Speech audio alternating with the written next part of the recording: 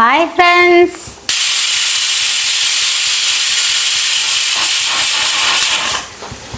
Friends, இன்னைக்கு வந்து December 3, 2024. இன்னைக்கு வந்து Tuesday friends. இன்னைக்கு Tuesday vlog தான் நீங்க பார்க்க போறீங்க. இன்னைக்கு லஞ்சுக்கு என்னெல்லாம் பண்றோம் அப்படிங்கறத பார்க்கலாம். இன்னைக்கு வந்து லஞ்சுக்கு வந்து செம்ம ஐட்டமா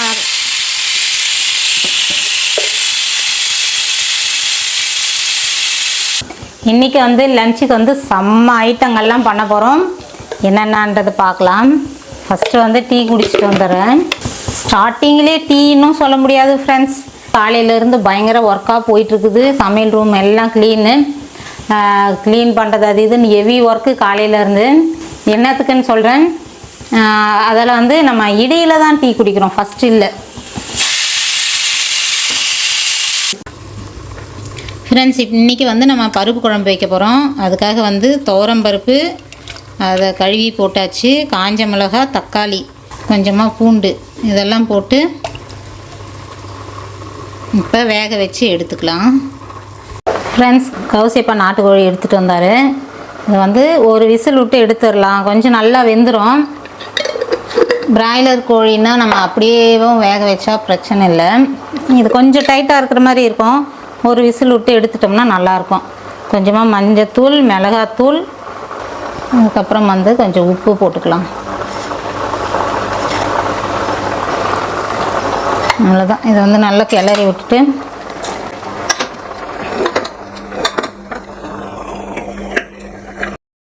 கலந்து விட்டாச்சு. இப்போ மூடி போட்டு ஒரு விசில் விட்டுக்கலாம். பருப்பு குழம்புக்கு வந்து பருப்பு வேக வச்சாச்சு. இந்த பக்கம் சிக்கன் வேக வச்சுருக்கிறேன்.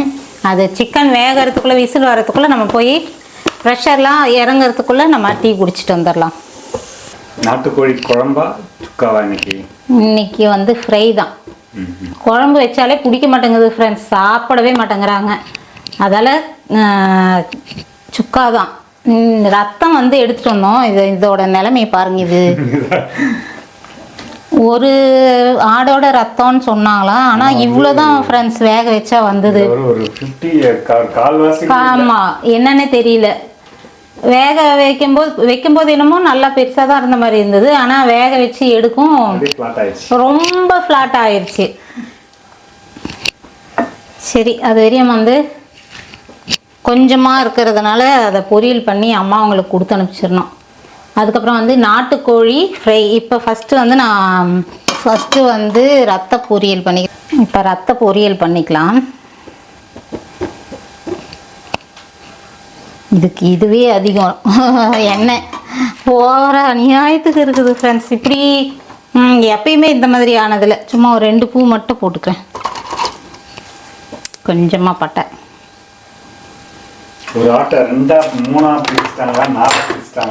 அது எப்படி அதில் கூட ஏமாற்ற முடியும்? அளவு நமக்கு நீங்கள் எடுத்துன்னு. ஆனால் நான் வேக வைக்கல ஃப்ரெண்ட்ஸ். அதை பார்த்தோம்னா சாப்பிட பயமாக இருக்குதுன்னு கௌசியப்பா தான் வச்சிருவாரு. அப்படியா? வேக வச்சு அதுக்கப்புறம் தான் நான் பார்த்தேன். முதல்ல பார்த்துருந்தா அளவு தெரிஞ்சிருக்கும். கொஞ்சமாக கடுகு, 2 காஞ்ச மிளகா,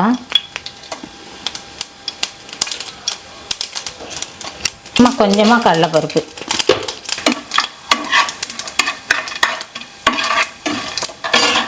இந்த ரத்தத்துக்கு வந்து 1/2 பச்சை மிளகாவே அதிகம் ஃப்ரெண்ட்ஸ். அநியாயத்துக்கு இருக்குது. சும்மா அந்த ஃப்ளேவருக்காக கொஞ்சமாக போட்டுக்கலாம். கொஞ்சமாக ஆனியன்,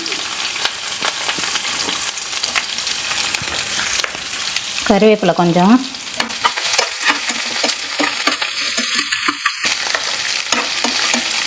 வெங்காயம் வந்து கண்ணாடி பதம் வரையும் வதக்கிக்கலாம். ஃப்ரெண்ட்ஸ், இதுக்கு வந்து இஞ்சி பூண்டு பேஸ்ட்டு போட்டாலும் போடலாம், இல்லை பூண்டு மட்டும் நசுக்கியும் போட்டுக்கலாம். நான் சிக்கனுக்கு அரைச்சதுனால இதையே கொஞ்சமாக சேர்த்துக்கிறேன். ரொம்ப அதிகமாக இருந்ததுன்னா கண்டிப்பாக நல்லா இருக்காது. சும்மா லைட்டான ஒரு ஃப்ளேவருக்கு ஒரு 1/4 ஸ்பூன் அளவுக்கு தான் நான் போட்டிருக்கேன்.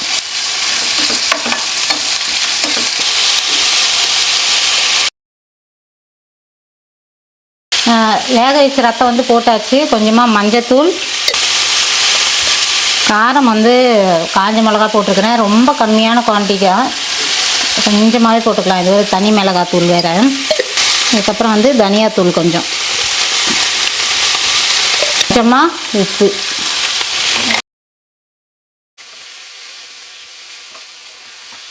ஃப்ரெண்ட்ஸ், இதை வந்து ரசம் வாங்கிட்டு வந்து இட்லி பானையில் இலை போட்டு அது மேலே வச்சு இட்லி பாத்திரத்தில் வேக வச்சு எடுத்து கட் பண்ணது ஃப்ரெண்ட்ஸ். ஏற்கனவே நான் போட்டிருப்பேன், புதுசாக பார்க்குறவங்களுக்காக நான் சொல்கிறேன். நாங்கள் அப்படி தான் பண்ணுவோம். வாங்கிட்டு வந்த ரசம் வந்து நல்லா கொஞ்சம் அலசிட்டு அதுக்கப்புறம் இட்லி பாத்திரம் நம்ம இட்லி வேக வைக்கிற மாதிரியே வந்து தண்ணி ஊற்றிட்டு மேலே தட்டு மேலே இலை வச்சுக்குவோம். அது மேலே வந்து இதை போட்டுட்டு நல்லா ஒரு 20 நிமிஷமே வேக வச்சு எடுத்து கட் பண்ணது.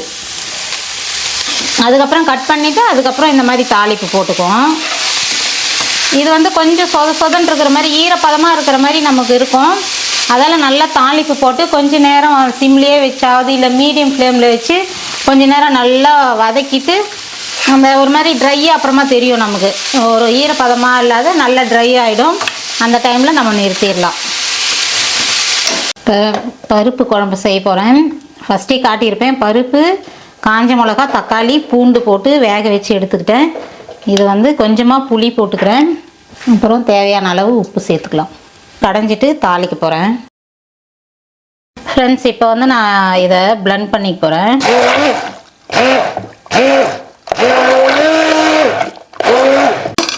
பருப்பு வந்து கடைஞ்சாச்சு. இதில் வேணுன்ற அளவுக்கு நம்ம தண்ணி சேர்த்துக்கிட்டேன். வந்து அதுக்கு தாளிப்பு போட போகிறேன். கொஞ்சமாக கடுகு, அதுக்கப்புறம் வந்து வடகம்,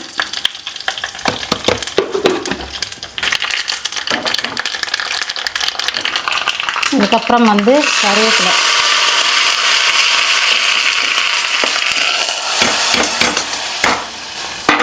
அவ்வளோதான் ஃப்ரெண்ட்ஸ், நம்மளோட பருப்பு குழம்பு கொதித்து அப்புறம் ஆஃப் பண்ணிடணும். நல்லா கொதிக்க விட்டுட்டு ஆஃப் பண்ணிடலாம். எடுத்து அப்படியே இந்த பக்கம் போட்டுடலாம். இந்த பக்கம் வந்து சிக்கன் சுக்கா செஞ்சுக்கலாம். சிக்கன் சுக்கா செய்ய போகிறேன். கொஞ்சமாக பட்டை, பூ, சோம்பு, நாட்டுக்கோழி வறுவல். நாட்டுக்கோழி கொஞ்சம் ஒரு மாதிரி வாசனை வர மாதிரி இருக்கும். அதால் தான் வெங்காயம், தக்காளி இதெல்லாம் போட்டு நான் பண்ண போகிறேன். வெறும் பிராய்லர்னால் வெறும் இஞ்சி பூண்டு பேஸ்ட்டு மட்டும் போட்டுட்டு பண்ணிடுவேன். இஞ்சி பூண்டு பேஸ்ட்டு, பூ, பட்டை மட்டும் போட்டு அப்படியே நல்லா வறுத்துருவேன். வறுத்து லாஸ்ட்டாக பெப்பர் போட்டு எடுத்துருவேன். இது கொஞ்சம் வெங்காயம், தக்காளி அதெல்லாம் போட்டோம்னா நல்லாயிருக்கும். அதில் வந்து வெங்காயம் கொஞ்சம் சேர்த்துக்கிட்டேன். 3 பச்சை மிளகா,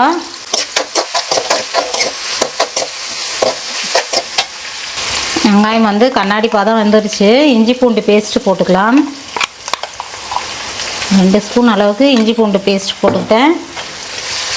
கொஞ்சம் குவான்டிட்டி வந்து அதிகமாக இருக்கும் ஃப்ரெண்ட்ஸ். நான் அம்மாவங்களுக்கும் சேர்த்து செய்கிறதுனால கொஞ்சம் அதிகமாக இருக்கும். அதால் அதுக்கேற்ற மாதிரி இஞ்சி பூண்டு பேஸ்ட் போட்டுக்கிட்டேன்.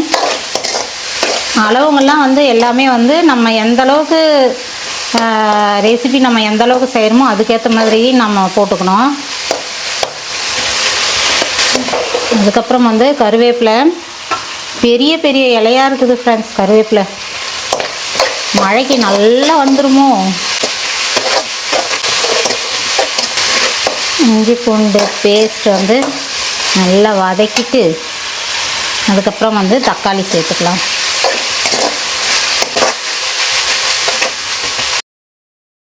அதுக்கப்புறம் வந்து தக்காளி சேர்த்துக்கிறேன். மீடியம் சைஸ் ஒரு 3 வெங்காயம் கட் பண்ணி போட்டேன்.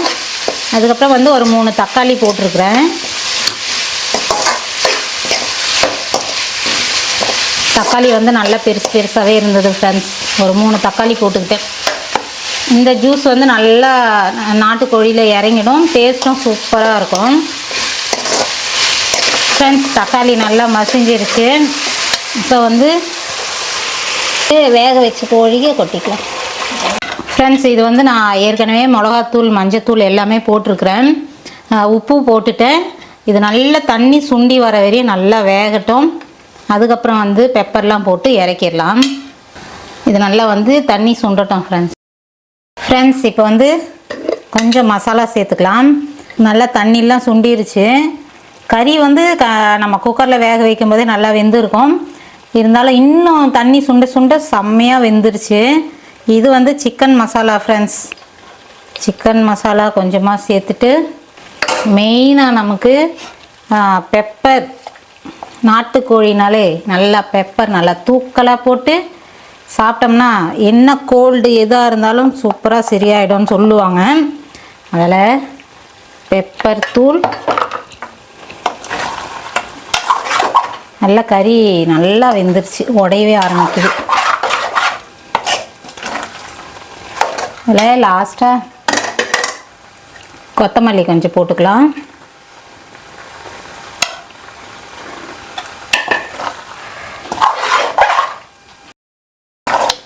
நல்லா நல்லா வெந்துருச்சு ஃப்ரெண்ட்ஸ். அப்படியே உடையுது திருப்பினாலே. அவ்வளோதான் ஃப்ரெண்ட்ஸ், சூப்பரான நம்மளோட நாட்டுக்கோழி வறுவல் ரெடி ஆயிடுச்சு. செம்மையாக இருக்குது, செம்ம வாசனையாக இருக்குது ஃப்ரெண்ட்ஸ். இந்த வீடியோ வந்து எடுத்துகிட்டே இருந்தேன், இது கம்ப்ளீட் பண்ணவே இல்லை ஃப்ரெண்ட்ஸ். இருக்கிறது மட்டும் அப்படியே போட்டு இருப்பேன்.